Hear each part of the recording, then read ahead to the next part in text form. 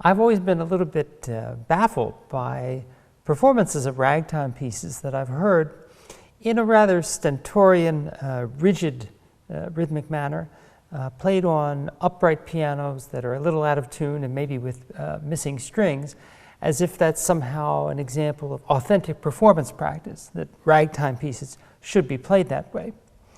From my own standpoint, I think that when you treat the music with a certain measure of reverence and respect, you arrive at a truer picture of what's really in the music. And there are many ragtime pieces that, for me, are very, very beautiful. Somehow, an inherent feeling of longing and nostalgia really fills this kind of music. Such is this piece in front of me. It's called Brown Derby No. 2. It's by the American ragtime composer Joseph Lamb.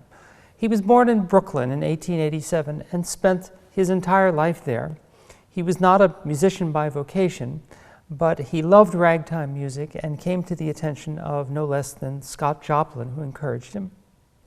And he wrote a number of very, very well-received rags in the 1910s and 20s.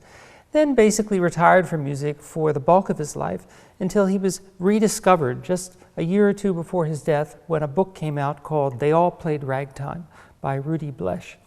The author was astonished to find Joseph Lamb alive and well and happy and with a very, very large family living in Brooklyn, New York, USA.